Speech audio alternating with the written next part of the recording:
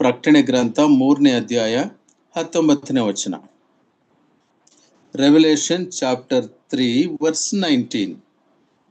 ನಾನು ಯಾರನ್ನು ಪ್ರೀತಿಸುತ್ತೇನೋ ಅವರನ್ನು ಗದರಿಸುತ್ತೇನೆ ಮತ್ತು ಶಿಕ್ಷಿಸುತ್ತೇನೆ.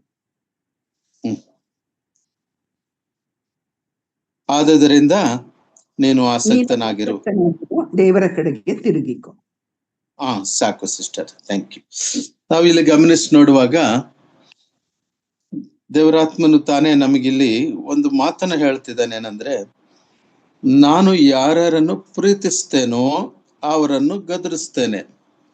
ಇಲ್ಲಿ ಗಮನಿಸುವಂತ ಮಾತು ಏನಂದ್ರೆ, ಒಂದು ಡೈರೆಕ್ಟ್ ರೆಫರೆನ್ಸ್ ಆಗಿ ಲವೋದಿಕೀಯ ಸಭೆಗೆ ಎಂಬುದಾಗಿ ಹೇಳದಿದ್ರು, ಒಂದು ಸಾಮಾನ್ಯವಾಗಿ ಹೇಳುವ ಹಾಗೆ ಒಂದು ಸಾರ್ವತ್ರಿಕ ಒಂದು ಸತ್ಯವನ್ನು ಹೇಳುವ ಹಾಗೆ, ದೇವರು ತಾನು ಪ್ರೀತಿಸುವವರನ್ನು, ತಾನು ಯಾರ್ಯಾರನ್ನ ಪ್ರೀತಿಸ್ತಾನೋ ಅವರನ್ನ ಶಿಕ್ಷಿಸುತ್ತಾನೆ ಎಂಬುದಾಗಿರುವಂತ ಒಂದು ಸಂಗತಿಯನ್ನು ನಾವು ನೋಡುವಾಗ ಬಹಳ ಆಶ್ಚರ್ಯಕರವಾಗಿರುವಂಥದ್ದೇನೆಂದ್ರೆ, ಈ ರೀತಿಯ ಎಚ್ಚರಿಕೆ, ನಾನು ಪ್ರೀತಿಸ್ತೇನೆ ಅನ್ನೋದರಲ್ಲಿ ಕರುಣೆ ಇದೆ, ಕನಿಕರ ಇದೆ, ವಾತ್ಸಲ್ಯ ಇದೆ, ದೈವ ಪ್ರೀತಿ ಇದೆ.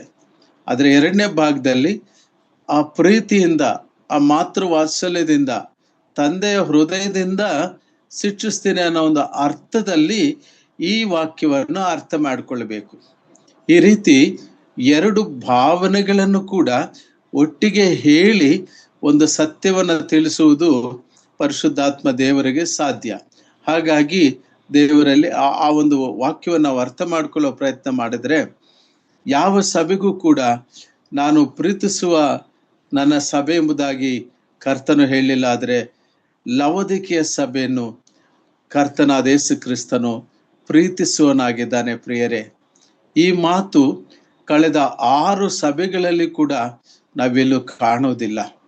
ಎಫೆಸ ಸಭೆಗಾಗಿ, ಸ್ಮುರ್ನೆ ಸಭೆಗಾಗಿ, ಪೆರ್ಗಮ ಸಭೆಗಾಗಿ, ಥುಯತೈರ ಸಭೆಗಾಗಿ, ಸಾರ್ದಿಸ್ ಸಭೆಗಾಗಿ, ಫಿಲಡೆಲ್ಫಿಯಾ ಸಭೆಗಾಗಿ ಎಲ್ಲೂ ಕೂಡ ಈ ಒಂದು ರೀತಿಯ ಪ್ರೀತಿ ತುಂಬಿರುವ ಎಚ್ಚರಿಕೆಯನ್ನ ದೇವರಾತ್ಮನ ಹೇಳಲಿಲ್ಲ.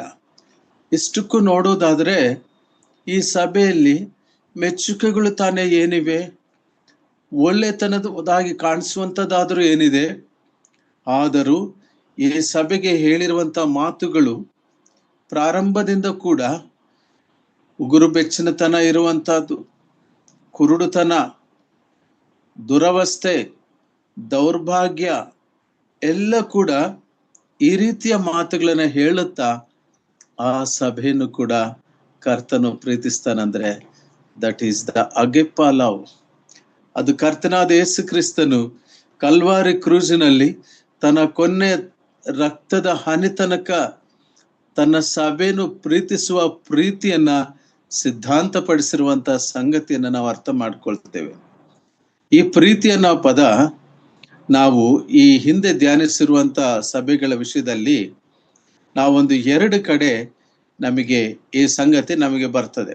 ಒಂದು ದಯಮಾಡಿ ನೋಡ್ರಿ, ಪ್ರಕಟಣೆ ಗ್ರಂಥ 2ನೇ ಅಧ್ಯಾಯ 4ನೇ ವಚನ. ಎಫೆಸ ಸಭೆಯಲ್ಲಿ ಓದಿ ಸಿಸ್ಟರ್. ತಿರುಗಾಡುವಾತನು ಹೇಳುವುದೇನೆಂದರೆ, ನಿನ್ನ ಕೃತ್ಯಗಳನ್ನು, ಪ್ರಯಾಸವನ್ನು, ತಾಳ್ಮೆಯನ್ನು ಬಲ್ಲೆನು. ನೀನು ದುಷ್ಟರನ್ನು ಸಹಿಸಲಾರಿ. ಅಪೊಸ್ತಲರೆಲ್ಲಿದ್ದರೂ ತಮ್ಮನ್ನು ಅಪೊಸ್ತಲರೆಂದು ಹೇಳಿಕೊಳ್ಳುವವರನ್ನು ನೀನು ಪರೀಕ್ಷಿಸಿ ಅವರನ್ನು ಸುಳ್ಳುಗಾರರೆಂದು ಕಂಡುಕೊಂಡಿ. ಆದರೂ ನಿನ್ನ ಮೇಲೆ ಒಂದು ತಪ್ಪು ಹೊರಿಸಬೇಕಾಗುತ್ತದೆ. ತಾಳ್ಮೆ ಉಳ್ಳವನ ಹೆಸರಿನ ನಿಮಿತ್ತ ಬಾಧೆಯನ್ನು ಸೈರಿಸಿಕೊಂಡು ಬೇಸರಗೊಳ್ಳಲಿಲ್ಲ. ಇದನ್ನೆಲ್ಲ ಬಲ್ಲೆನು. ಆದರೆ ಮೊದಲು ನಿನಗಿದ್ದ ಪ್ರೀತಿಯನ್ನು ನೀನು ಬಿಟ್ಟಿದ್ದಿ ಎಂದು ನಾನು ನಿನ್ನ ಮೇಲೆ ತಪ್ಪು ಹೊರಿಸಬೇಕಾಗುತ್ತದೆ. ಆದುದರಿಂದ ನೀನು ಎಲ್ಲಿಂದ ಬಿದ್ದಿದ್ದೀಯೋ ಅದನ್ನು ನಿನ್ನ ನೆನಪಿಗೆ ತಂದುಕೊಂಡು ದೇವರ ಕಡೆಗೆ ತಿರುಗಿಕೋ. ನೀನು ಮೊದಲು ಮಾಡುತ್ತಿದ್ದ ಕೃತ್ಯ ಸಾಕು. ಪ್ರೀತಿಯಲ್ಲಿ ಬಿಟ್ಟು ಹೋಗಿರುವ ಸಭೆ, ಮೊದಲಿನ ಪ್ರೀತಿಯನ್ನು ಬಿಟ್ಟು ಹೋಗಿರುವ ಸಭೆಯನ್ನು ದೇವರು ಗಮನಿಸಿ ಆ ಸಭೆಗೆ ಹೇಳ್ತಿದ್ದಾನೆ, ನೀನು ಮೊದಲು ಮಾಡುವ ಕೃತ್ಯಗಳನ್ನು ಮಾಡು, ಸೊ ಪ್ರೀತಿಯ ಪ್ರಾಮುಖ್ಯತೆ ಸಭೆಯ ವಿಷಯದಲ್ಲಿ ದೇವರು ಪ್ರಸ್ತಾಪ ಮಾಡಿದ್ದನ್ನು ನಾವು ಕಾಣ್ತೇವೆ. ಇನ್ನೊಂದು ಸಭೆ ಇದೆ, ಆ ಸಭೆಯಲ್ಲಿ ಬಹಳ ಪ್ರೀತಿ ಇದೆ, ಹೆಚ್ಚಾದ ಪ್ರೀತಿ ಇದೆ. ಆದರೆ ಆ ಪ್ರೀತಿ ಕರ್ತನಿಗೆ ಇಷ್ಟವಾಗುವ ರೀತಿಯ ಪ್ರೀತಿ ಆಗಿಲ್ಲದೆ ಅದೊಂದು ಧಾರ್ಮಿಕ ಪ್ರೀತಿ, ಅದೊಂದು ಮತಾಂಧತ ನೆಲಗಟ್ಟಿನ ಪ್ರೀತಿಯಾಗಿ ಆ ರೀತಿಯಾಗಿ ಪರಿಣಮಿಸಿತು. ಹಾಗಾಗಿ ಅಲ್ಲಿಯೂ ಕೂಡ ಸಮಂಜಸವಾದ ಪ್ರೀತಿ ಅನಿಸ್ಲಿಲ್ಲ. ದಯಮಾಡಿ ನೋಡ್ರಿ ಪ್ರಕಟಣೆ ಗ್ರಂಥ 2ನೇ ಅಧ್ಯಾಯ 19ನೇ ವಚನ.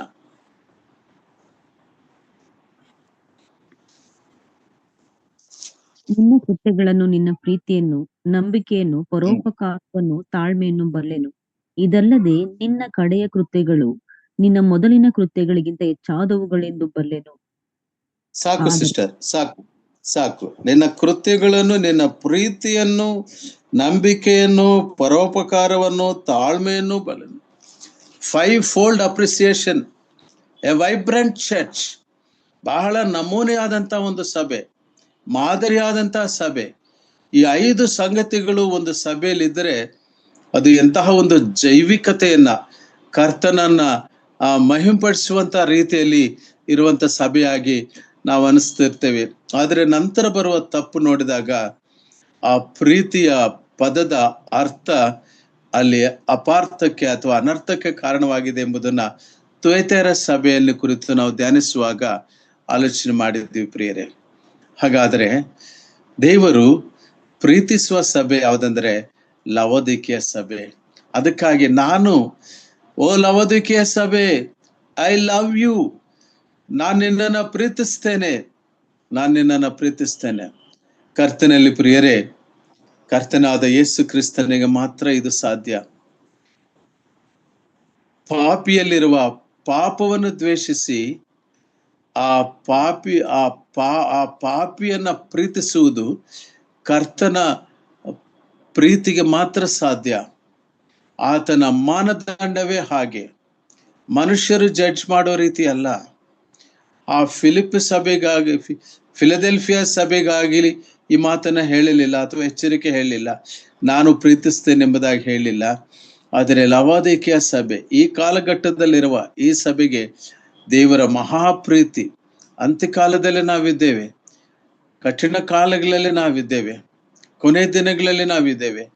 ಆದರೆ ಕರ್ತನು ಹೆಚ್ಚಾದ ಪ್ರೀತಿಯನ್ನ ತೋರಿಸ್ತಿದ್ದಾನೆ ಸಭೆಗಳಲ್ಲಿ, ಸಭೆ ವಿಷಯದಲ್ಲಿ. ಹಾಗೆ ಗಮನಿಸಿ ನೋಡುವಾಗ ನಾವು ಇನ್ನೊಂದು ಸಂಗತಿ ಇಲ್ಲಿ ಆಲೋಚನೆ ಮಾಡುವುದೇನೆಂದ್ರೆ, ದೇವರು ಗದರಿಸುವುದು, ಶಿಕ್ಷಿಸುವುದು ಕ್ರಮಪಡಿಸುವುದಕ್ಕಾಗಿಯೇ ಹೊರತು ಬೇರೆ ಇನ್ನೇನಕ್ಕೂ ಅಲ್ಲ. ಶಿಕ್ಷೆಯನ್ನ, ಇದು ಶಿಕ್ಷಣೆ ಅನ್ನೋ ಅರ್ಥದಲ್ಲಿ ಅರ್ಥ ಮಾಡಿಕೊಳ್ಳಬೇಕು. ಶಿಸ್ತು, ಶಿಕ್ಷಣ, ಶಿಕ್ಷೆ, ಈ 3 ಪದಗಳು ಕೂಡ ಆತ್ಮೀಯ ಜೀವಿತದಲ್ಲಿ ಬಹಳ ಅವಶ್ಯಕವಾಗಿರುವಂಥದ್ದು. ದೇವರ ಆತ್ಮನು ನಡೆಸ್ತಾನೆ, ನಮ್ಮನ್ನು ಕೆಲವೊಮ್ಮೆ ಶಿಸ್ತಿಗೆ ಒಳಪಡಿಸ್ತಾನೆ. ಚಿಕ್ಕ ಉದಾಹರಣೆ ಹೇಳ್ತೇನೆ, ಇದನ್ನು ಗಂಭೀರವಾಗಿ ತಗೋಬೇಡಿ. ಸಭೆಗೆ ಸಮಯಕ್ಕೆ ಸರಿಯಾಗಿ ಹೋಗುವ ಪ್ರಾಕ್ಟೀಸ್ ಆಗ್ತಾ ಇಲ್ಲ. ಒಂದು ವೇಳೆ 1/2 hour ಅಥವಾ ಒಂದು 15 ನಿಮಿಷ ಅಥವಾ ಹೀಗೆ. ಹಾಗಾದರೆ ಮನಸ್ಸಿನಲ್ಲಿ ಎಲ್ಲರಿಗಿಂತ ತಡವಾಗಿ ಹೋದಾಗ, ಅಲ್ಲಿ ಕೂತ್ಕೊಳ್ಳುವಾಗ ಈ ರೀತಿ ಆಗ್ತಿದ್ದಾಗ ಒಳಗಡೆನೆ ಮನಸ್ಸಾಕ್ಷಿ ಆತನಿಗೆ ಶಿಕ್ಷೆ ಹಾಕ್ತಾ ಇರ್ತದೆ. ನೆಕ್ಸ್ಟ್ ಸಂಡೇ ನಾನು ಸ್ವಲ್ಪ ಮುಂಚಿತವಾಗಿ ಹೋಗೋ ಪ್ರಯತ್ನ ಮಾಡಬೇಕು ಅಂತ, ಶನಿವಾರನೇ ಸಿದ್ಧ ಆಗಬೇಕು ಅಂತ. ಇದು ಒಂದು ಶಿಸ್ತು, ಇದು ಒಂದು ಶಿಕ್ಷಣ. ದೇವರ ವಾಕ್ಯ ನಾವು ಕೇಳುತ್ತಾ ನಂಬಿಕೆ ಹುಟ್ಟುತ್ತೆ. ಆ ನಂಬಿಕೆಯಲ್ಲಿ ನಾವು ಹೆಚ್ಚಾದ ಆತ್ಮೀಯ ಸಂಗತಿಗಳನ್ನು ನಾವು ತಿಳಿದುಕೊಳ್ತೇವೆ ಮತ್ತು ಶಿಕ್ಷೆ ಕೊಡುವ ಸಂದರ್ಭನೂ ಬರ್ತದೆ. ಯಾಕಂದ್ರೆ ಭಕ್ತನಾದ ಯೋಹಾನನು ಮಾನವನು ಅಂದ್ರೆ ವಿಶ್ವಾಸಿಗಳ ವಿಷಯದಲ್ಲೇ ಹೇಳ್ತಾನೆ, ಮರಣಕರವಲ್ಲದ ಪಾಪಗಳು. ನಮ್ಮ ಫೋಕಸ್ ಈಗ ಅವಲ್ಲ, ಆದರೆ ಕರ್ತನು ತಾನು ಶಿಕ್ಷಿಸುವ ಒಂದು ಸಂದರ್ಭ ಬರ್ತದೆ. ಆ ಶಿಕ್ಷಿಸುವ ಸಂದರ್ಭ ಬಂದಾಗ ದೇವರಾತ್ಮನು ಒಬ್ಬ ವಿಶ್ವಾಸಿಯ ಜೀವಿತದಲ್ಲಿ ಶಿಸ್ತನ್ನ ಒಳಪಡಿಸುವುದಕ್ಕೂ, ಶಿಕ್ಷಣ ನೀಡುವುದಕ್ಕೂ, ವಾಕ್ಯದ ಮೂಲಕವಾಗ ಕಲಿಯುತ್ತಾ ಕ್ರಮಶಿಕ್ಷಣೆಯನ್ನು ಹೊಂದೋದಕ್ಕೂ, ಡಿಸಿಪ್ಲೈನ್ ಆಗುವುದಕ್ಕೂ ಮತ್ತು ನಂತರ ಒಂದು ಶಿಕ್ಷೆಯನ್ನು ನೀಡುವುದಕ್ಕೂ. ಹಾಗಾದ್ರೆ ದೇವರ ವಾಕ್ಯದ ಬೆಳಕಿನಲ್ಲಿ ನಾವು ಆಲೋಚನೆ ಮಾಡ್ತಾ ಬರೋಣ. ಆತನು ಯಾರನ್ನು ಪ್ರೀತಿಸ್ತಾನೋ ಅವರನ್ನು ಶಿಕ್ಷಿಸುತ್ತಾನೆ. ಎಲ್ಲ ಸಭೆಗಳಿಗೂ ಈ ಮಾತುಗಳು ದೇವರು ಕೇಳಿಸ್ಕೊಳ್ಳಲಿ, ಕಿವಿಯುಳ್ಳವನು ಕೇಳಲಿ ಎಂಬುದಾಗಿ ಕೊನೆಯಲ್ಲಿ ಇರ್ತದೆ.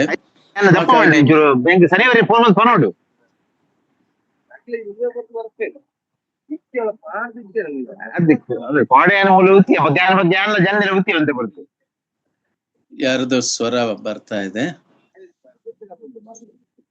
ಕಂಟಿನ್ಯೂ ಮಾಡ್ಬೋದಾ? Santosh brother uncle. Okay, sorry no problem brother. Thank you. ಇಬ್ರಿಯದವರಿಗೆ ಬರೆದ ಪತ್ರಕ್ಕೆ 12ನೇ ಅಧ್ಯಾಯ 10ನೇ ವಚನದಲ್ಲಿ ದೇವರು ನೀಡುವ ಶಿಕ್ಷದ ವಿಷಯದಲ್ಲಿ ಕೆಲವು ಮಾತುಗಳನ್ನ ನಾವು ಧ್ಯಾನಿಸುವ ಪ್ರಯತ್ನ ಮಾಡೋಣ. ದಯಮಾಡಿ ನೋಡ್ರಿ, ಇಬ್ರಿಯದವರಿಗೆ ಬರೆದ ಪತ್ರಕ್ಕೆ 10ನೇ ಅಧ್ಯಾಯ 12 ಆದರೆ 12ನೇ ವಾಕ್ಯ ಬ್ರದರ್.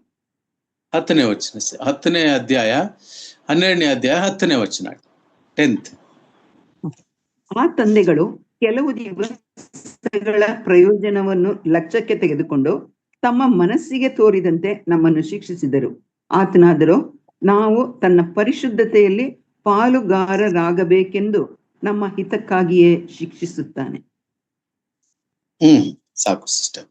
6ನೇ ವಚನ ಕೂಡ ಒಮ್ಮೆ ಓದ್ಕೊಳ್ಳೋಣ. 5ನೇ ವಚನದ ಕೊನೆ ಭಾಗ ಪ್ಯಾರಾಗ್ರಾಫ್ ತರ ಇದೆಯಲ್ಲ, ಅದನ್ನು ಓದೋಣ. ಮಗನೇ, ಕರ್ತನ ಶಿಕ್ಷೆಯನ್ನು ತಾತ್ಸಾರ ಮಾಡಬೇಡ. ಮಗನೇ, ಕರ್ತನ ಶಿಕ್ಷೆಯನ್ನು ತಾತ್ಸಾರ ಮಾಡಬೇಡ. ಆತನು ನಿನ್ನನ್ನು ಗದರಿಸುವಾಗ ಬೇಸರಗೊಳ್ಳಬೇಡ. ಕರ್ತನು ತಾನು ಪ್ರೀತಿಸುವವನನ್ನೇ ಶಿಕ್ಷಿಸುತ್ತಾನೆ, ತಾನು ಸೇರಿಸಿಕೊಳ್ಳುವ ಪ್ರತಿಯೊಬ್ಬ ಮಗನನ್ನು ಹೊಡೆಯುತ್ತಾನೆ ಎಂಬುದು. ನೀವು ಥ್ಯಾಂಕ್ ಯು ಸಿಸ್ಟರ್. ಸಾಕು. ಇಲ್ಲಿ ಗಮನಿಸಿದಾಗ ಆ ಸಂಬೋಧನೆಯ ಬಹಳ ಹಾರ್ದಿಕವಾಗಿ, ಹೃದಯಪೂರ್ವಕವಾಗಿದೆ. ಮಗನೇ, ಕರ್ತನ ಶಿಕ್ಷೆಯನ್ನು ತಾತ್ಸಾರ ಮಾಡಬೇಡ. ಒಂದು ವೇಳೆ ಸಂಭವಿಸಬಾರದು ಸಂಭವಿಸಿದಾಗ, ಆತ ನಿನ್ನನ್ನು ಗದರಿಸುವಾಗ ಬೇಸರಗೊಳ್ಳಬೇಡ. ಬೇಸರ ಬರ್ತದೆ ಯಾರಾದರೂ ಗದರಿಸಿ ಹೇಳಿದಾಗ, ಆದರೆ ಬೇಸರಗೊಳ್ಳಬೇಡ. ಕರ್ತನು ತಾನು ಪ್ರೀತಿಸುವವನನ್ನೇ ಶಿಕ್ಷಿಸುತ್ತಾನೆ, ತಾನು ಸೇರಿಸಿಕೊಳ್ಳುವ ಪ್ರತಿಯೊಬ್ಬ ಮಗನನ್ನು ಹೊಡೆಯುತ್ತಾನೆ. ಹಾಗಾಗಿ ನೀವು ಶಿಕ್ಷಿತರಾಗುವುದಕ್ಕಾಗಿಯೇ ನಿಮಗೆ ಶಿಕ್ಷೆ ಆಗುತ್ತೆ ಅಂತ ತಿಳಿದು ಅದನ್ನು ಸಹಿಸಿಕೊಳ್ಳಿರಿ. ಸಹನೆ ಬೇಕು. ದೇವರು ನಿಮ್ಮನ್ನು ಮಕ್ಕಳೆಂದು ನಡೆಸುತ್ತಾನೆ, ತಂದೆಯಿಂದ ಶಿಕ್ಷೆ ಹೊಂದದ ಮಗನೆಲ್ಲಿ. ಇಲ್ಲಿಂದ ನಾವು 10ನೇ ವಚನಕ್ಕೆ ಕನೆಕ್ಟ್ ಆಗೋಣ. ಇಲ್ಲಿ ಒಂದು ಉದಾಹರಣೆಯನ್ನ ದೇವರಾತ್ಮ ನಮಗೆ ಕೊಡುವಂಥದ್ದು ನಾವು ಕಾಣ್ತೇವೆ. ಏನಂತ ಹೇಳಿದ್ರೆ, ಆ ಶಿಕ್ಷೆಯನ್ನ ಸಹಿಸಿಕೊಳ್ಳುವಂಥದ್ದು ಬಹಳ ಮುಖ್ಯ ಆ ಸಂದರ್ಭ ಇದ್ದಾಗ. ಯಾಕಂದ್ರೆ ಆ ಶಿಕ್ಷೆಯನ್ನು ನೀಡುವವನು ದೇವರು. ಆ ಶಿಕ್ಷೆ ನೀಡುವಾಗ ಹೇಗೆ ನಡೆಸ್ತಾನಂದ್ರೆ, ಮಕ್ಕಳೆಂದು ನಡೆಸುತ್ತಾನೆ. ಕೈ ಬಿಡುವ ದೇವರಲ್ಲ, ಮಕ್ಕಳೆಂದು ನಡೆಸುತ್ತಾ ಅನುಭವಪೂರ್ವಕವಾಗಿ ಆ ರೀತಿಯಾಗಿ ನಡೆಸ್ತಾನೆ. ತಂದೆಯಿಂದ ಶಿಕ್ಷೆ ಹೊಂದಿದ ಮಗನಲ್ಲಿ ಅಂತ ಹೇಳುತ್ತಾ ಒಂದು ಉದಾಹರಣೆಯಾಗಿ, ಈ ಲೋಕದ ತಂದೆ ತಾಯಂದಿರು ಅಥವಾ ದೈಹಿಕವಾಗಿ ನಮಗಿರುವ ತಂದೆಗಳು, ಅವರು ಯಾವ ರೀತಿ ನಮ್ಮನ್ನ ಶಿಕ್ಷಿಸುವುದಾದರೆ ಅವರ ಶಿಕ್ಷೆ ಹೇಗಿರುತ್ತದೆ, ಕರ್ತನ ಶಿಕ್ಷೆ ಹೇಗಿರುತ್ತದೆ, ಒಂದು ವ್ಯತ್ಯಾಸವನ್ನ ಸಹೋದರಿಗೆ ಓದಿರುವ ವಾಕ್ಯ ಭಾಗದಲ್ಲಿ ನಾವು ನೋಡ್ತೀವಿ. ಹೇಗೆ?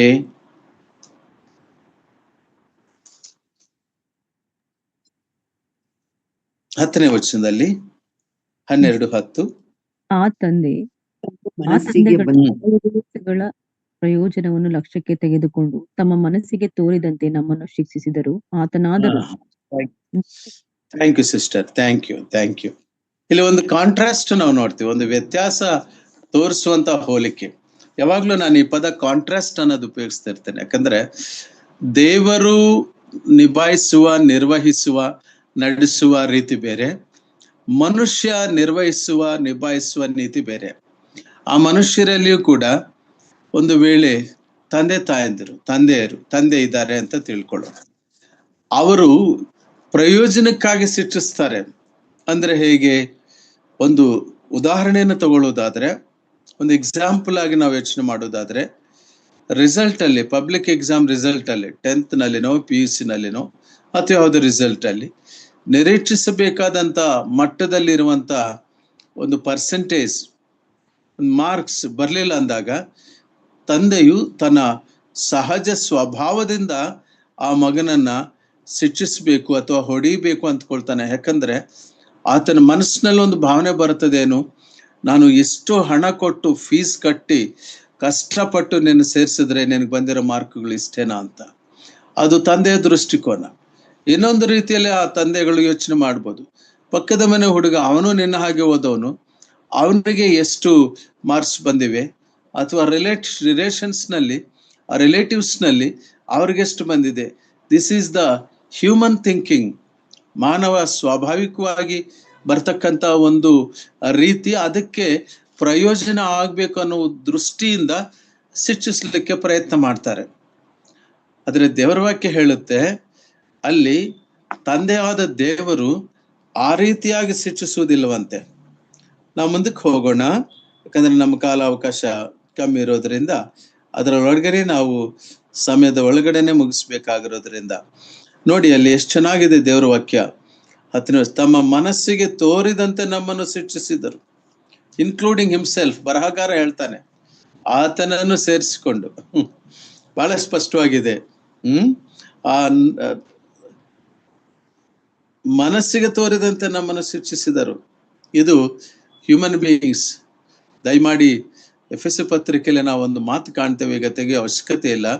ಯಾಕಂದ್ರೆ ನಮ್ಮ ಫೋಕಸ್ ದೇವರು ಶಿಕ್ಷಿಸುವ ವಿಧಾನ, ಅದರ ಉದ್ದೇಶ, ಲವೋದಿಕೆಯ ಸಭೆಗೆ ಶಿಕ್ಷೆ ನೀಡುವುದರ ಉದ್ದೇಶ, ವಿಶ್ವಾಸಿಗೆ ಶಿಕ್ಷೆ ನೀಡುವುದರ ಉದ್ದೇಶ ಮತ್ತು ಅದರ ಫಲಿತಾಂಶ ಅನ್ನೋದನ್ನು ನಾವು ಇವತ್ತು ಧ್ಯಾನಿಸ್ಕೊಳ್ತಾ ಇದ್ದೀವಿ. ವಚನದ ನಂತರ ವಚನ ಇದಕ್ಕೆ ಸಂಬಂಧಪಟ್ಟಂತದ್ದು ಇದು ಮಾಡ್ತಾ ಅಲ್ಲಿ ಬರೆಯಲ್ಪಟ್ಟಿದೆ, ನಿಮ್ಮ ಮಕ್ಕಳ ಕೋಪವನ್ನು ಎಬ್ಬಿಸಬೇಡಿರಿ.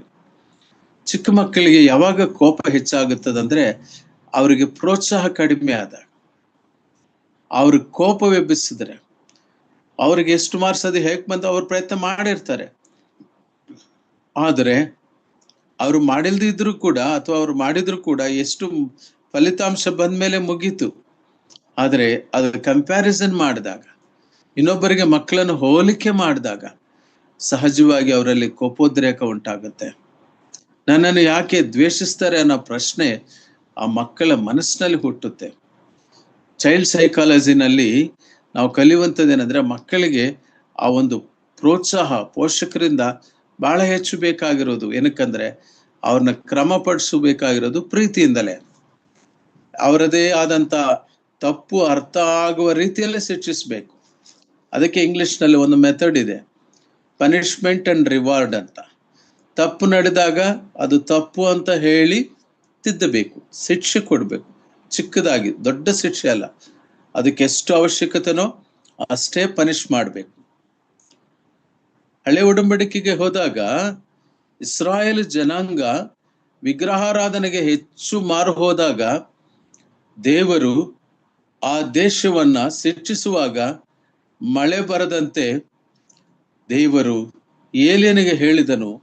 ಏಲಿಯನು ಹೇಳಿದಾಗ ಇಡೀ ಸೃಷ್ಟಿಗೆ ಕಮ್ಯಾಂಡ್ ಕೊಡುವಷ್ಟು ಮಟ್ಟಕ್ಕೆ ಇರುವಂತಹ ಪ್ರವಾದಿ ಏಲಿಯನು ಆ ಮಳೆಗೆ ಆತನು ಅಪ್ಪಣೆ ಕೊಟ್ಟಾಗ ಮಳೆ ಸುರಿಲಿಲ್ಲ, ಮಳೆ ಬರಲಿಲ್ಲ, ಕ್ಷಾಮ ಉಂಟಾಯಿತು. ಆ ಹಳೆ ಒಡಂಬಡಿಕೆಯಲ್ಲಿ ನೋಡುವಾಗ ದೇವರು ಸಾಮೂಹಿಕವಾಗಿ ಜನರನ್ನ ಶಿಕ್ಷಿಸುವ ಅಥವಾ ದಂಡಿಸುವ ವಿಧಾನ ಆಗಿತ್ತು. ಅದು ಧರ್ಮೋಪದೇಶ ಕಾಂಡ 28ನೇ ಅಧ್ಯಾಯ 1ರಿಂದ 15ನೇ ವಚನದವರೆಗೂ ಶುಭಗಳು ಹೇಗಾಗ್ತವೆ. ಅದೇ 28ನೇ ಅಧ್ಯಾಯ 15ರಿಂದ 44ನೇ ವಚನ ತನಕ ದೇವರ ವಾಕ್ಯಗಳಿಗೆ ಆಜ್ಞೆಗಳಿಗೆ ಒಳಪಡದ ಹೋದರೆ ಯಾವ ರೀತಿ ದಂಡನೆ ಆಗುತ್ತದೆ, ಶಿಕ್ಷೆ ಆಗುತ್ತದೆ, ಅಶುಭಗಳಾಗ್ತವೆ. ಆ ಕಾಲಘಟ್ಟದಲ್ಲಿ ಪಂಚಕಾಂಡಗಳಿರುವ ಸಂದರ್ಭದಲ್ಲಿ ಧರ್ಮಶಾಸ್ತ್ರದ ಕಾಲಘಟ್ಟಕ್ಕೆ ಕಠಿಣ ಹೃದಯಗಳಾದ ಇಸ್ರಾಯೇಲರನ್ನ ನಡೆಸುವಾಗ, ಶಿಕ್ಷಿಸುವಾಗ ದೇವರು ಆ ರೀತಿಯ ಪದಗಳನ್ನು, ಆ ರೀತಿಯ ಮಾತುಗಳನ್ನು ಹೇಳುತ್ತಾ ಅವರಿಗೆ ಶಿಕ್ಷೆ ಉಂಟಾಗುವುದ್ರ ಬಗ್ಗೆ ತಿಳಿಸಲ್ಪಟ್ಟಿತು. ಮೋಶೆ ತನ್ನ ಧರ್ಮಶಾಸ್ತ್ರವನ್ನು ಬರೆಯುವಾಗ, ಧರ್ಮೋಪದೇಶ ಕಾಂಡವನ್ನು ಬರೆಯುವಾಗ ಕೊನೆಯ ಗ್ರಂಥ ಧರ್ಮೋಪದೇಶ ಕಾಂಡ ಅದು 2ನೇ ಸಾರಿ ಇಸ್ರಾಯೇಲರಿಗೆ ಮಾಡುವ ಬೋಧನೆಯಲ್ಲಿ ಸ್ಪಷ್ಟನೆಯನ್ನು ಕೊಟ್ಟರು. ಆದ್ರೆ ಕರ್ತನಲ್ಲಿ ಪ್ರಿಯರೇ, ಕಾಲಘಟ್ಟ ಬದಲಾಯಿತು. ನಾವೀಗ ಹೊಸ ಒಡಂಬಡಿಕೆ ಕಾಲಕ್ಕೆ ಬಂದಿದ್ದೇವೆ. ಹೊಸ ಒಡಂಬಡಿಕೆ ಕಾಲದಲ್ಲಿ ಅಪೊಸ್ತಲರ ಕಾಲವನ್ನು ಕೂಡ ನಾವು ದಾಟಿದ್ದೇವೆ. ಅಪೊಸ್ತಲರ ಕಾಲಘಟ್ಟದಿಂದ ನಾವು ಪರಿಶುದ್ಧಾತ್ಮನ ಕಾಲಕ್ಕೆ ಬಂದಿದ್ದೇವೆ, ಸಭಾ ಕಾಲಕ್ಕೆ ಬಂದಿದ್ದೇವೆ. ದೇವರಾತ್ಮನು ವಿಶ್ವಾಸಿಗಳನ್ನ ತಾನು ನಿರ್ವಹಿಸುವ ವಿಧಾನ, ಅವರನ್ನು ಶಿಕ್ಷಿಸುವ ವಿಧಾನದಲ್ಲಿಯೂ ಕೂಡ ಆತನು ಯಾವ ರೀತಿ ಶಿಕ್ಷಿಸ್ತಾನೆ ಅನ್ನೋದಕ್ಕೆ ಒಂದು ಹೋಲಿಕೆ ಕೊಟ್ಟಿದ್ದು ತಂದೆಯರಿಗೆ. ನಾನೇನು ಈಗ ತಂದೆ ತಾಯಂದರಿಗೆ ಬೋಧಿಸುವ ರೀತಿಯಲ್ಲಿ ಹೇಳ್ತಿಲ್ಲ, ಒಂದು ಉದಾಹರಣೆಯನ್ನು ಕೊಡ್ತಾ ದೇವರು ಶಿಕ್ಷಿಸುವುದರ ಉದ್ದೇಶಗಳೇನು, ಅದರ ಸಂಗತಿಗಳೇನು ಎನ್ನುವುದನ್ನು ನಾವು ತಿಳಿದುಕೊಳ್ಳೋಣ. ಆ ಇಬ್ರಿಯದವರಿಗೆ ಬರೆದ ಪತ್ರಿಕೆ 12ನೇ ಅಧ್ಯಾಯ 10ನೇ ವಚನದಲ್ಲಿ ಇನ್ನೊಂದು ಮಾತಿದೆ. ಆತನು ಏನಕ್ಕೆ ಶಿಕ್ಷಿಸ್ತಾನಂದ್ರೆ ನಮ್ಮ ಹಿತಕ್ಕಾಗಿ. ಆ ಮಾತು ಇನ್ನೊಮ್ಮೆ ಓದಿ. ಆತನಾದರೂ ತಮ್ಮ ಮನಸ್ಸಿಗೆ ತೋರಿದಂತೆ ನಮ್ಮನ್ನು ಶಿಕ್ಷಿಸಿದರು. ಆತನಾದರೂ ನಾವು ತನ್ನ ಪರಿಶುದ್ಧತೆಯಲ್ಲಿ ಪಾಲುಗಾರರಾಗಬೇಕೆಂದು ನಮ್ಮ ಹಿತಕ್ಕಾಗಿಯೇ ಶಿಕ್ಷಿಸುತ್ತಾನೆ. ಸಾಕು ಸಿಸ್ಟರ್, ಥ್ಯಾಂಕ್ ಯು. ಆತನಾದರೂ ಅಂದ್ರೆ ಪರಿಶುದ್ಧನಾದ ದೇವರಾದರೂ ಆತನಾದರೂ ನಾವು ತನ್ನ ಪರಿಶುದ್ಧತೆಯಲ್ಲಿ ಪಾಲುಗಾರರಾಗಬೇಕು. ಪೇತ್ರನ ಹೇಳ್ತಾನೆ, ನಾನು ಪರಿಶುದ್ಧನಾಗಿರುವುದರ ಪ್ರಕಾರ ನೀವೂ ಪರಿಶುದ್ಧರಾಗಬೇಕು. ಈ ಲೋಕ ಜೀವಿತದಲ್ಲಿ ಪರಿಶುದ್ಧತೆ ಎಂಬುದಾಗಿ ಹೇಳುವಾಗ ಅದಕ್ಕೆ ನಾನು ಒಂದು ಸಂದರ್ಭ, ಒಂದು ಹೆಚ್ಚು ಕಮ್ಮಿ 1 hour ತಮ್ಮ ಜೊತೆಯಲ್ಲಿ ನಾನು ಈ ವಾಕ್ಯವನ್ನು ಹಂಚಿದ್ದೇನೆ. ಯಾವಾಗಂದ್ರೆ ಫಿಲಡೆಲ್ಫಿಯಾ ಸಭೆಯ ಕುರಿತು ಹೇಳುವಾಗ ಆತನು ಪರಿಶುದ್ಧನು, ನೀತಿಮಂತನು, ಸತ್ಯಸಾಕ್ಷಿ ಎಂಬುದಾಗಿರುವ 3 ಪದಗಳನ್ನು ಹೇಳುವಾಗ ಪರಿಶುದ್ಧತೆ ಅಂದ್ರೆ ಏನು, ನಾವು ಯಾವ ರೀತಿ ದೇವರ ಪರಿಶುದ್ಧತೆಯನ್ನು ಕಾಪಾಡಬೇಕು, ಯಾವ ರೀತಿ ಯೋಗ್ಯವಾಗಿ ನಡೆದುಕೊಳ್ಳಬೇಕು, ನಮ್ಮ ಮಾತುಗಳಲ್ಲಿನ ಶುಚಿತ್ವ, ನಮ್ಮ ವಿಧೇಯತೆಯಲ್ಲಿನ ಶುಚಿತ್ವ, ಆ ಶುದ್ಧ ಆ ವಿಧೇಯತ್ವ, ಇವು ದೇವರ ಪರಿಶುದ್ಧತೆಯನ್ನ ನಾವು ಕಾಪಾಡುವಂತ ಕೆಲವು ನಮ್ಮ ಅನುದಿನ ಜೀವನದ ಮುಖ್ಯಾಂಶಗಳಾಗಿರ್ತವೆ. ಅದನ್ನು ಉಪಯೋಗ ಮಾಡಿಕೊಂಡು ಕೀರ್ತನೆ 106ನೇ ಕೀರ್ತನೆ ಎಂಬುದಾಗಿ ನಾನು ನೆನೆಸ್ತೇನೆ. ಅಲ್ಲಿ 17ನೇ ವಚನದಲ್ಲಿ ಒಂದು ಮಾತು ಬರೆಯಲ್ಪಟ್ಟಿದ್ದನ್ನು ಕೂಡ ನಾನು ನಿಮಗೆ ನೆನಪಿಗೆ ತಂದಿದ್ದೇನೆ ಅಂತ ಹೇಳಿದ್ರೆ, ಇಸ್ರಾಯೇಲರು ಕೋಪ ವಿಬ್ಬಿಸಿದ್ರಿಂದ ಮೋಶೆ ದುಡುಕಿ ಮಾತಾಡಬೇಕಾಯ್ತು. ಆ ದುಡುಕುವ ಸ್ವಭಾವ ಬರೋದಕ್ಕೆ ಆ ಇಸ್ರಾಯೇಲರೇ ಕಾರಣ ಆದರು.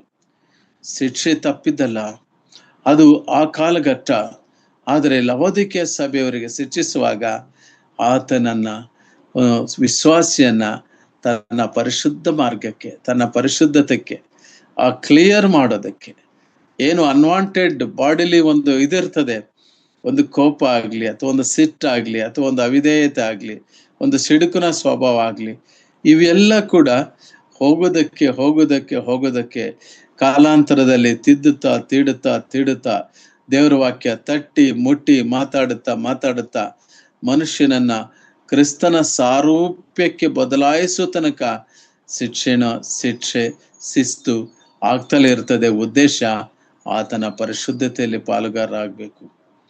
ಯೇಸುಸ್ವಾಮಿ ಶಿಷ್ಯರ ಪಾದಗಳನ್ನು ತೊಳೆಯುತ್ತಾ ಅವರನ್ನ ಪರಿಶುದ್ಧತೆಗೆ ನಡೆಸುವ ಸಂದರ್ಭದಲ್ಲಿ ಪೇತ್ರನ್ ಹೇಳ್ತಾನೆ, ಸ್ವಾಮಿ ನಿನ್ನ ಕಾಲುಗಳನ್ನ ಎಂದಿಗೂ ತೊಳೆಯಬಾರದು ಅಂದಾಗ ಸ್ವಾಮಿ ಹೇಳ್ತಾರೆ, ನಾನು ನಿನ್ನನ್ನು ತೊಳೆದಿದ್ದರೆ ನಿನಗೆ ನನ್ನ ಸಂಗಡ ಪಾಲಿಲ್ಲ. ಆಗ ಆತನ ತೊಳೆ ಎಂಬುದಾಗಿ ಹೇಳ್ತಾನೆ. So god will cleanses. ಆತನ ಪ್ಯಾರಾಮೀಟರ್ಸ್ ಬೇರೆ ಇರ್ತವೆ.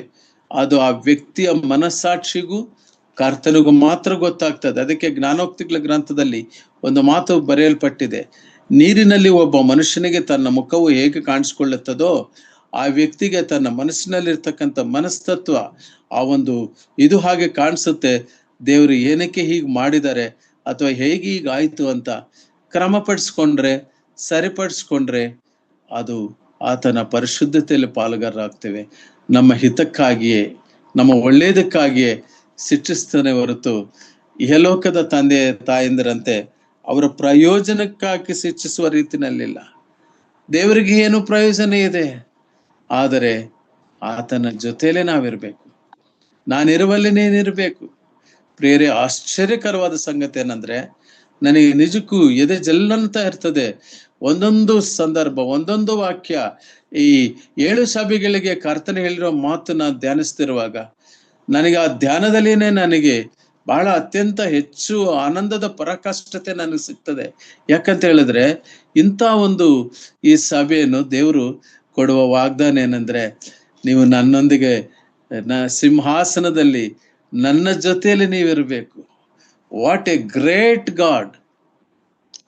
ಒಂದು ಕಡೆ ಕಾಂಟ್ರಾಸ್ಟ್ ಅಲ್ಲಿ ನೋಡೋದಾದ್ರೆ, ಅರ್ಹತೆಗಳು ಏನೂ ಇಲ್ಲ, ಯೋಗ್ಯತೆಗಳು ಏನೂ ಇಲ್ಲ, ಆದರೆ ಗದರಿಸಿ ಶಿಕ್ಷಿಸಿ ಪರಿಶುದ್ಧತ್ವಕ್ಕೆ ಪಾಲುಗಾರರನ್ನಾಗಿ ಮಾಡಿ ಅವರನ್ನ ಯಾವ ರೀತಿಗೆ ತಗೊಂಡು ಹೋಗ್ತಾನಂದ್ರೆ, ತನ್ನ ಸಿಂಹಾಸನದಲ್ಲಿ ಇರಬೇಕೆಂಬುದಾಗಿ. ಅದೇ ಹಿತ, ನಮ್ಮ ಹಿತಕ್ಕಾಗಿ ಎಂಬುದಾಗಿ ಹೇಳುವಾಗ, ಪರಿಶುದ್ಧತೆ ಎಂಬುದಾಗಿ ಹೇಳುವಾಗ ಅದು ಮತ್ತೊಂದು ವಾಕ್ಯವನ್ನ ನಾವೊಮ್ಮೆ ನೋಡೋಣ. ದಯಮಾಡಿ ಪ್ರಕಟಣೆ ಗ್ರಂಥ 3ನೇ ಅಧ್ಯಾಯ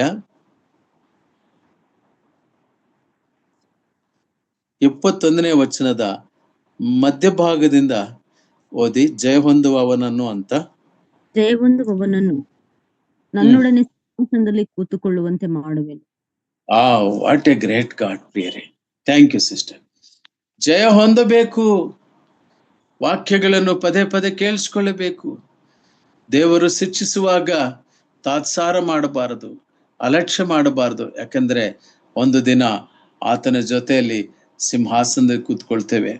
ನನ್ನ ಸಂದೇಶಗಳು ಮುಕ್ತಾಯ ಆಗುವ ಸಂದರ್ಭ ಇನ್ನು 1 ಅಥವಾ 2 ವಾರಗಳಲ್ಲಿ ಮುಕ್ತಾಯ ಆಗ್ತದೆ, 7 ಸಭೆಗಳ ಸಂದೇಶಗಳು. ಆದರೆ ಈಗ ಆಲೋಚನೆ ಮಾಡುವಾಗ ಈ ಒಂದು ಶಿಕ್ಷಣ, ದೇವರು ಕೊಡ್ತಕ್ಕಂಥ ಈ ಶಿಕ್ಷೆ, ಇದು ನಮ್ಮ ಹಿತಕ್ಕಾಗಿಯೇ, ನಾವು ಪರಿಶುದ್ಧರಾಗೋದಕ್ಕೋಸ್ಕರವಾಗಿ ಎಂಬುದಾಗಿ ನಾವು ಕಾಣ್ತೇವೆ.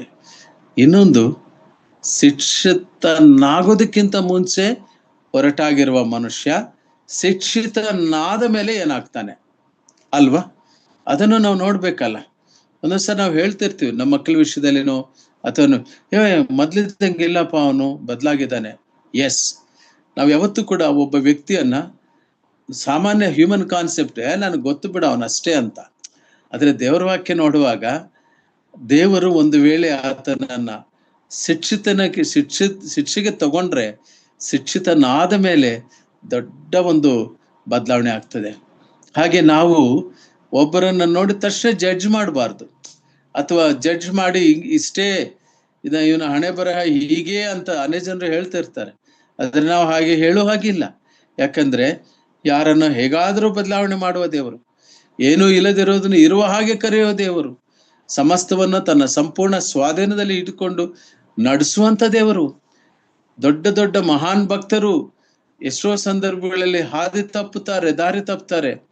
ಆದರೆ ಅವರು ಅದಕ್ಕಿಂತ ಹೆಚ್ಚಾದ ಮಹಾಭಕ್ತಿಯನ್ನ ನಂತರ ಸಾಧಿಸ್ತಾರೆ. ಇದು ದೇವರ ಪ್ರಣಾಳಿಕೆ. It is a God's plan. It is the economy of God. ಕರ್ತನಲ್ಲಿ ಪ್ರಿಯ ದೈವಜನರೇ, ನಾನು ಮುಂದಕ್ಕೆ ಹೋಗ್ತೇನೆ. ಅದನ್ನು ನಾವು ಯೋಚನೆ ಮಾಡುವಾಗ ಶಿಕ್ಷಿತನಾದ ಮೇಲೆ ಏನಾಗುತ್ತೆ ಎಂಬುದನ್ನ ನಾವು ಆಲೋಚನೆ ಮಾಡೋಣ. ದಯಮಾಡಿ ಇಬ್ರಿಯ ಪತ್ರಕ್ಕೆ 12ನೇ ಅಧ್ಯಾಯ 11ನೇ ವಚನಕ್ಕೆ ಬನ್ನಿ. ಇಬ್ರಿಯ 12:11. ಯಾವ ಶಿಕ್ಷೆಯಾದರೂ ತತ್ಕಾಲಕ್ಕೆ ಸಂತೋಷಕರವಾಗಿ ತೋಚದೆ ದುಃಖಕರವಾಗಿ ತೋಚುತ್ತದೆ. ಆ ತರುವಾಯ ಅದು ಶಿಕ್ಷೆ ಹೊಂದಿದವರಿಗೆ ನೀತಿ ಎಂಬ ಫಲವನ್ನು ಕೊಟ್ಟು ಮನಸ್ಸಿಗೆ ಸಮಾಧಾನವನ್ನು ಉಂಟು ಮಾಡುತ್ತದೆ. ಎಷ್ಟನೇ ವಚನ ಸಿಸ್ಟರ್ ನೀವು ಓದಿದ್ದು? 11ನೇ ವಚನ ಅಲ್ಲ? ಕರೆಕ್ಟ್. ಅದೇ ವಚನ ಇಲ್ಲಿ ನಾನು ನೋಡ್ತಾ ಇದ್ದೀನಿ. ತತ್ಕಾಲಕ್ಕೆ ಸಂತೋಷವಾಗಿರೋದೆಲ್ಲ ತೋಚದೆ ದುಃಖಕರವಾಗಿ ತೋರಿಸಿದೆ, ಸೆಮಿಕೋಲನ್. ಆದರೂ ತರುವಾಯ ಅದು ಶಿಕ್ಷೆ ಹೊಂದಿದವನಿಗೆ ನೀತಿ ಎಂಬ ಫಲವನ್ನು ಕೊಟ್ಟು ಮನಸ್ಸಿಗೆ ಸಮಾಧಾನವನ್ನು ಉಂಟು ಮಾಡುತ್ತದೆ. ಕರ್ತನಲ್ಲಿ ಪ್ರಿಯರೇ, ಒಂದು ಸಮಾಧಾನ ಆ ಶಿಕ್ಷೆ ಆದ ಮೇಲೇನೆ. ಅದಕ್ಕೆ ನಾವು ಕರ್ತನ ಬಳಿಯಲ್ಲಿ ಒಂದು ತಪ್ಪು ನಡೆದಾಗ ಅಥವಾ ಒಂದು ಪಾಪ ಮಾಡಿದಾಗ ನಮ್ಮಲ್ಲಿ ಆ ಗಿಲ್ಟಿ ಕಾನ್ಷಿಯಸ್ನೆಸ್ ಹೋಗ್ಬೇಕು, ಅಪರಾಧ ಭಾವನೆ ಹೋಗ್ಬೇಕೇನೋ ಕಾರಣಕ್ಕೆ ದೇವರು ನಮ್ಮನ್ನ ಶಿಕ್ಷೆಗೆ ಒಳಪಡಿಸ್ತಾನೆ. ಒಂದು ಚಿಕ್ಕ ಸಮಸ್ಯೆ ಬರ್ಬೋದು, ಅಥವಾ ಚಿಕ್ಕ ತೊಂದರೆ ಬರ್ಬೋದು, ಅಥವಾ ಚಿಕ್ಕ ಅನಾರೋಗ್ಯ ಬರ್ಬೋದು, ಆದ್ರೆ ಅದು ಹೀಗೆ ಅಂತ ಹೇಳಲಿಕ್ಕೆ ಆಗೋದಿಲ್ಲ. ಕರ್ತನಲ್ಲಿ ಪ್ರಿಯರೇ, ಇಂಗ್ಲಿಷ್ನಲ್ಲಿ ಒಬ್ಬ ರೈಟರ್, ಒಬ್ಬ ಬರಹಗಾರ ಇದ್ದಾನೆ, FG ಪಿಯರ್ಸ್ ಅಂತ. ಈಗ ನಾವು ಈ ಅಪ್ಲಿಕೇಶನ್ ಮಾಡ್ಕೊಳ್ಳೋಣ ನಮ್ಮ ಜೀವನಕ್ಕೆ. ಇದು ಹೇಗೆ, ನಾವು ಯಾರನ್ನೇ ಆಗ್ಲಿ ಈ ವಾಕ್ಯ ಇದೆಲ್ಲ ತಿಳ್ಕೊಂಡಾದ ನಂತರ ಯಾರಿಗಾದ್ರೂ ಜ್ವರ ಬಂದಿದೆ ಅಥವಾ ಅಸ್ವಸ್ಥತೆ ಅನಾರೋಗ್ಯ ಅಂದಾಗ ತಕ್ಷಣ ಇದು ದೇವ್ರು ಶಿಕ್ಷೆ ಮಾಡಿದಾರೆ ಅನ್ನೋ ಮಾತು ಅನ್ನಬಾರದು. FG ಪಿಯರ್ಸ್ ಅದೇ ಮಾತನ್ನ ಹೇಳ್ತಾರೆ, ಏನಂದ್ರೆ ಇದು ಪ್ರೀ ಕ್ರಿಶ್ಚಿಯನ್ ಆಟಿಟ್ಯೂಡ್ ಅಂತಾರೆ. ಅಂದ್ರೆ ಕ್ರಿಸ್ತನು ಬರೋದಕ್ಕಿಂತ ಮುಂಚೆ ಧರ್ಮಶಾಸ್ತ್ರ ಕಾಲದಲ್ಲಿ ಹಾಗಿತ್ತೇನೋ, ಆದ್ರೆ ಈಗ ಒಬ್ಬ ವ್ಯಕ್ತಿಗೆ ಅಸ್ವಸ್ಥತೆ ಉಂಟಾಗೋದಕ್ಕೆ ಕಾರಣಗಳೇನಂದ್ರೆ ಹಲವಾರು ಕಾರಣಗಳು ಇರ್ತವೆ. ಗಾಳಿ ಇರ್ಬೋದು, ನೀರು ಇರ್ಬೋದು, ಪರಿಸರ ಇರ್ಬೋದು, ವಂಶ ಪಾರಂಪರ್ಯ ಇರ್ಬೋದು, ಅಥವಾ ಶರೀರದ ಆರೋಗ್ಯದಲ್ಲಿ ವ್ಯತ್ಯಾಸ ಇರ್ಬೋದು. ಆದ್ರೆ ಇದು ದೇವರ ಶಿಕ್ಷಣೆ ಅಂತ ಹೇಳ್ಕೋಬಾರ್ದು. ಆ ಅಸ್ವಸ್ಥತೆ ಇಲ್ಲದಿರೋನು ಕಂಡಾಗ ನಾವು ಅವರನ್ನ ನಡೆಸುವಾಗ, ಅವ್ರಿಗೆ ಪ್ರಾರ್ಥನೆ ಮಾಡುವಾಗ ಪ್ರೀತಿಯಿಂದ ಪ್ರಾರ್ಥನೆ ಮಾಡ್ಬೇಕು. ಯಾಕಂದ್ರೆ ಇದು ಕರ್ತನು ತಾನೇ ನೀಡಿರುವುದು ಎಂಬುದಾಗಿರುವ ರುಜುವಾತು ಏನೂ ಇರೋದಿಲ್ಲ. ಚೆನ್ನಾಗಿ ನೆನಪಿನಲ್ಲಿಡಿ.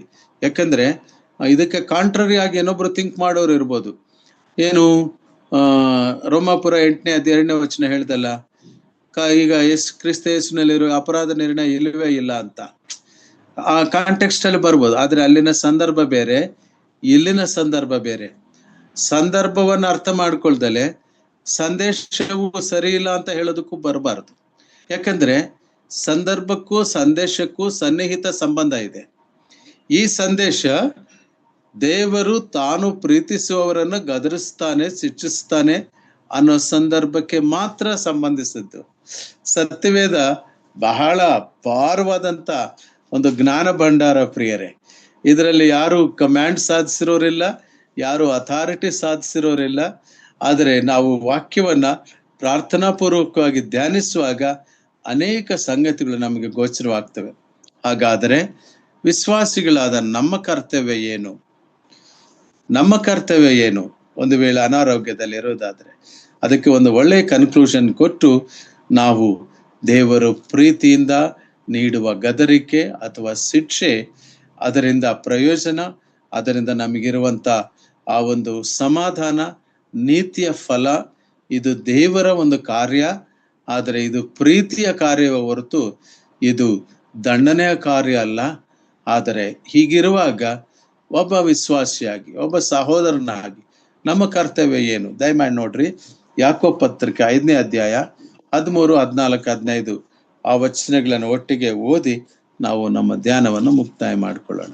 ಅದರ ಪಕ್ಕದಲ್ಲೇ ಇದೆ, ಇಬ್ರಿಯರ ಬರೆದ ಪತ್ರಿಕೆ ಪಕ್ಕದಲ್ಲೇ ಉಂಟು. 5 ಬ್ರದರ್.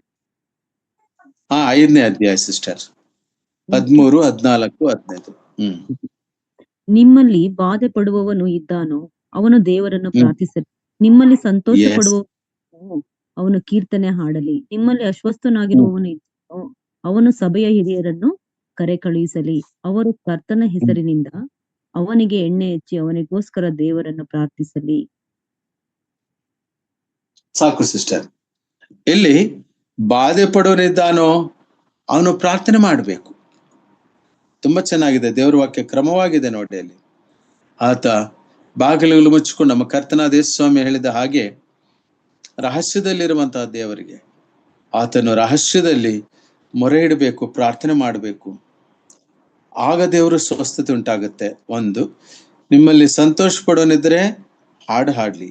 ಅಸ್ವಸ್ಥನಿದ್ದಾನೋ, ಒಂದು ವೇಳೆನೋ ಅಸ್ವಸ್ಥತೆ ಉಂಟಾಯ್ತಾ, ಸಭೆ ಹಿರಿಯರನ್ನು ಕರೆಯಲಿ. ಸಭೆ ಹಿರಿಯರು ಎಂಬುದಾಗಿ ಅಲ್ಲಿ ಪ್ಲೂರಲ್ ಇದೆ, ಒಬ್ಬೊಬ್ಬರೇ ಹೋಗಂಗಿಲ್ಲ. ದೇವರ ಸಭೆಯ ಕ್ರಮ ಬಹಳ ಚೆನ್ನಾಗಿ ಅರ್ಥ ಮಾಡ್ಕೋಬೇಕು. ಅಥವಾ ಸಭಾ ಹಿರಿಯರಿಗೆ ತಿಳಿಸಿ ಸಭೆಯ ಸಹೋದರ ಸಹೋದರಿ ಅಥವಾ ಇಬ್ಬರು ಒಂದು ತಿಳುವಳಿಕೆಗೆ ತಂದು ಅವರು ಗೃಹ ದರ್ಶನ ಮಾಡಬಹುದು. ಅವ್ರ ಮನೆಯನ್ನ ಸಂಧಿಸ್ಬೋದು. ಯಾಕಂದ್ರೆ we are all as one group. ಸ್ಥಳೀಯ ಸಭೆ ಎಂಬುದಾಗಿ ಹೇಳುವಾಗ ನಾವೆಲ್ಲರೂ ಕೂಡ ದ ಬಾಡಿ ಆಫ್ ಕ್ರೈಸ್ಟ್, ಕ್ರಿಸ್ತನ ದೇಹ, ಅಂಗಾಂಗಗಳು.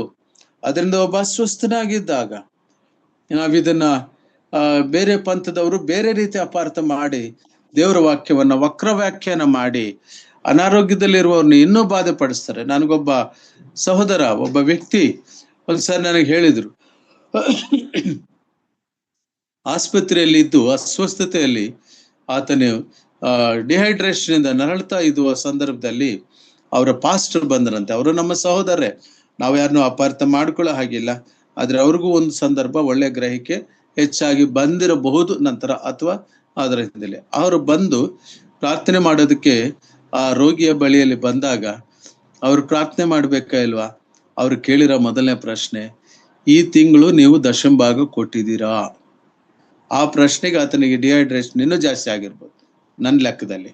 ಯಾಕಂದ್ರೆ ಮೊದಲೇ ಆಸ್ಪತ್ರೆ ಹೊಂದಿದ್ರಲ್ಲಿ ಆಮೇಲೆ ಆ ಪ್ರಶ್ನೆ ಆತನಿಗೆ ಕೇಳಿದಾಗ ತುಂಬಾ ನೋವಾಗಿ ಆತ ಹಂಚ್ಕೊಳ್ತಾನೆ. ಪಾಪ ಅವ್ರು ಯಾರು ಹಿತವಾಗಿರ್ತಾರೋ ಅವ್ರ ಹಿಂಗ್ ಕೇಳ್ತಾರೆ, ನಂದೇ ಪರಿಸ್ಥಿತಿ ಈ ತರ ಇದೆ ಅಂದಾಗ ಆ ವ್ಯಕ್ತಿ ನೊಂದ್ಕೊಂಡ್ರೆ ಎಷ್ಟು ಬಾಧೆ ಆಗ್ತದೆ. ಅದೆಲ್ಲ ಬೇಕಾಗಿರೋದು.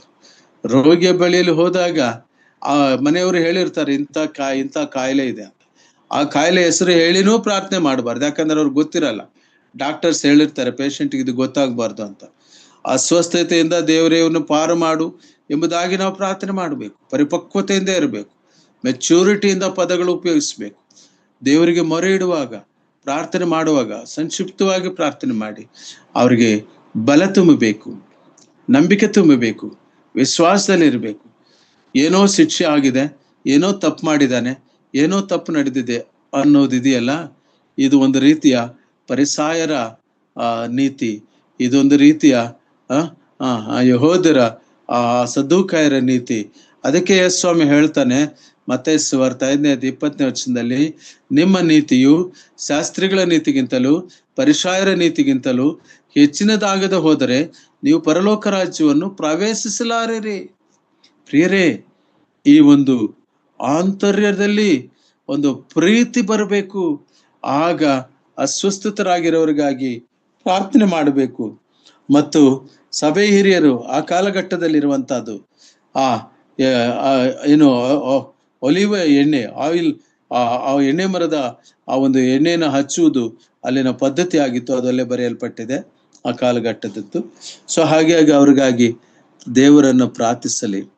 ನಂಬಿಕೆ 15ನೇ ವಚನ ನಾನು ಓದ್ತಾ ಇದ್ದೀನಿ. ನಂಬಿಕೆಯಿಂದ ಮಾಡಿದ ಪ್ರಾರ್ಥನೆಯು ರೋಗಿಯನ್ನು ರಕ್ಷಿಸುವುದು, ಕರ್ತನವನನ್ನು ಎಬ್ಬಿಸುವನು. ಬಹಳ ಅದ್ಭುತವಾದ ಮಾತುಗಳು. ಆ ನಂಬಿಕೆಯಿಂದ ಪ್ರಾರ್ಥನೆ, ಪರಿಶುದ್ಧಾತ್ಮನಿಂದ ಪ್ರಾರ್ಥನೆ, ಮತ್ತು ಪಾಪ ಮಾಡಿದವನಾಗಿದ್ದರೆ ಅದು ಪರಿಹಾರವಾಗುವುದು. ಹೀಗಿರಲು ನೀವು ಸ್ವತಃ ಆಗಬೇಕಾದರೆ ನಿಮ್ಮ ಪಾಪಗಳನ್ನು ಒಬ್ಬರಿಗೊಬ್ಬರು ಅರಿಕೆ ಮಾಡಿ ಒಬ್ಬರಿಗೋಸ್ಕರ ಒಬ್ಬರು ದೇವರನ್ನ ಪ್ರಾರ್ಥಿಸಿರಿ. ಈಗ ಒಬ್ಬರ ನಂತರ ಒಬ್ಬರು ಬರುವಂತಹದ್ದು ಆಗಿದೆ. ಅದರಿಂದ ಏನೋ ಒಂದು ಮೆಸೇಜ್ ಬರ್ತಾ ಇದೆ. ಸಿಸ್ಟರ್ ಯಾರು ಆಸ್ಪತ್ರೆಯಲ್ಲಿ